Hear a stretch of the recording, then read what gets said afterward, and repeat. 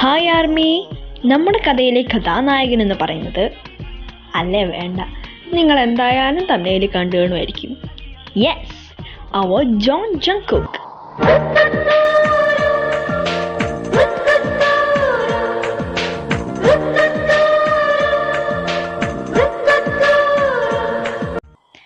അപ്പോൾ ഈ കഥയിൽ JK എന്ന് പറയുന്നത് ഒരു ഐഡൽ തന്നെയാണ് കേട്ടോ. BTS എന്ന ബോയ് ബാൻഡിൽ നിന്ന് നല്ലതെന്ന് മാത്രം. BTSൻ്റെ അത്രയും വലിയ ഫാൻഡോ ഒന്നും ഇല്ലെങ്കിലും ജങ്കുക്കിനെ ആരാധിക്കുന്ന ഒത്തിരി ആൾക്കാരുണ്ട്. K-പോപ്പിൽ നിന്നല്ലെങ്കിൽ കൂടി നല്ല ഫേമസ് ആയ എല്ലാവരും ഭ്രാന്തമായി ആരാധിക്കുന്ന ഒരു ബോയ് ബാൻഡിൻ്റെ മെമ്പറാണ് നമ്മുടെ JK. പിന്നെ നായികയെക്കുറിച്ച് ഞാൻ പ്രത്യേകിച്ച് പറയേണ്ട കാര്യമൊന്നുമില്ല.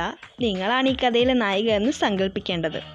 നായികയെക്കുറിച്ച് പറയാനാണെങ്കിൽ അല്ലേ വേണ്ട, നായികയെക്കുറിച്ച് ഒരു ആമുഖം പറഞ്ഞ് ഞാൻ ആ ത്രില്ല് കളയുന്നില്ല.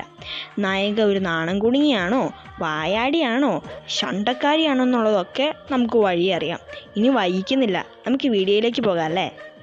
ഉയ്യോ, ഇതാണ് നമ്മുടെ കുക്കിൻ്റെ വീട് കേട്ടോ.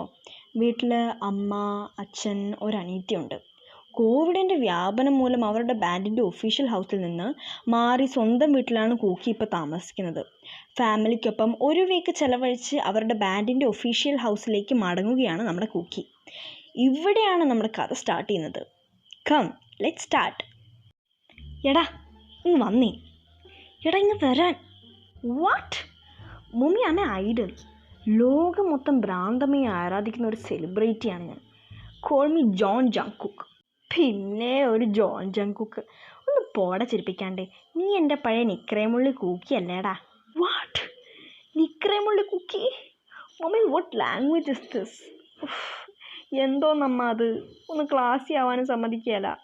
എന്താ രണ്ടെണ്ണം കൂടി അവിടെ? ഒന്നുമില്ലപ്പാ, ഈ അമ്മ ഓരോന്ന് ചുമ്മാ. എടാ കൂക്കി. ഓ പാപ്പാ ജങ്കുക്ക്. ഒന്ന് മിണ്ടാണ്ടിരിക്കടാ അവിടെ. ആനക്കാര്യം പറയുമ്പോൾ അവൻ്റെ ഒരു ചേനക്കാര്യം. പറ അപ്പം എന്തുവാ? ഞാൻ പറയാം. എടാ ഇനി നിന്നെ ഇങ്ങനെയൊന്നും വിട്ടാൽ പറ്റിയല്ല. നിനക്കൊരു കല്യാണത്തിനൊക്കെയുള്ള സമയമൊക്കെയായി. എന്തോ അമ്മ ഇത്? ഞാനിപ്പോൾ കുഞ്ഞല്ലേ. പിന്നെ കുഞ്ഞ് 28 വയസ്സായി. മൂക്കിൽ പല്ലു മുളച്ചല്ലോടാ. നാണമില്ലല്ലോ. ഞാൻ കുഞ്ഞല്ലേ അമ്മേന്ന്. മോനെ, അമ്മ പറഞ്ഞതിലും കാര്യമുണ്ട്. പപ്പ എനിക്കിപ്പോൾ കല്യാണമൊന്നും വേണ്ട. മിണ്ടാണ്ടിരിയടാ അവിടെ. വേണ്ട വേണ്ട വിചാരിക്കുമ്പോൾ തലേ കയറി മുടി വെട്ടുന്നു. ദേ, ഞങ്ങൾ തീരുമാനിച്ചു. നിനക്ക് 3 മാസം സമയം തരും. നീയായിട്ടൊരു പെണ്ണിനെയും കൂട്ടി ഞങ്ങളുടെ മുന്നിലെത്തണം. ഇല്ലേൽ ഞങ്ങളായിട്ടൊരു പെണ്ണിനെ അങ്ങ് നിനക്ക് ഫിക്സ് ചെയ്യും. പിന്നെ നീന്നൊന്നും പറഞ്ഞിട്ടൊന്നും ഒരു കാര്യമില്ല. മനസ്സിലായോ? ശരിയപ്പാ. അതല്ല, വിളച്ചിലെടുക്കാനാ തീരുമാനമെങ്കിൽ. ഇല്ലപ്പാ, എന്നാൽ ഞാനങ്ങ് ഇറങ്ങുവാന്നേ. ബായ്. ഏട്ടാ പോവാന്നോ? അടുത്ത പ്രാവശ്യം വരുമ്പോഴേ ഒരു നല്ല പെണ്ണിനെ സെറ്റാക്കി കൊണ്ട് വരണം കേട്ടാ. പോടി മരപ്പട്ടി. മരപ്പട്ടി നിൻ്റെ മതി രണ്ടെണ്ണം കൂടി. ഇറങ്ങാൻ നിൽക്കുമ്പോഴാണ് ഓരോന്നും പറഞ്ഞുകൊണ്ട്. എന്നാൽ ഇപ്രാവശ്യം ശരിക്കും ബായേ. ടാറ്റാ. ഇതും പറഞ്ഞ് ജങ്കുക്ക് വീട്ടിൽ നിന്ന് ഇറങ്ങുന്നു. 15 മണിക്കൂർ നീണ്ടു നിന്ന യാത്രയ്ക്ക് ശേഷം കൂക്കിയത അവരുടെ വീട്ടിലെത്തി. ആളിയാ, എടാ മച്ചാനെ.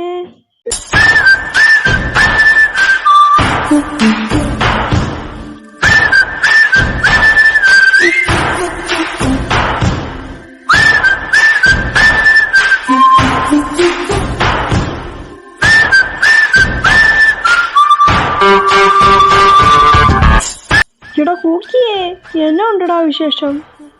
ഒന്ന് പോടാ പോയി അവിടുന്ന്. വർഷങ്ങൾക്ക് ശേഷം കണ്ട പോലെ ഉണ്ടല്ലോ നിൻ്റെ പറച്ചിൽ കേട്ടാൽ.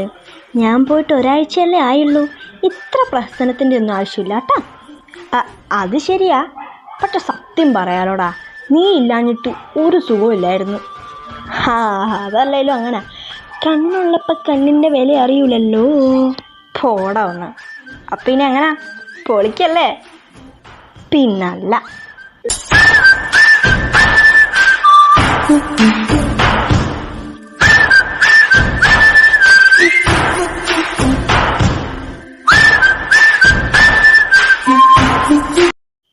ആർമി, ഇന്നത്തെ എപ്പിസോഡ് ഞാനിവിടെ ബൈൻഡപ്പ് ചെയ്യാം കേട്ടോ.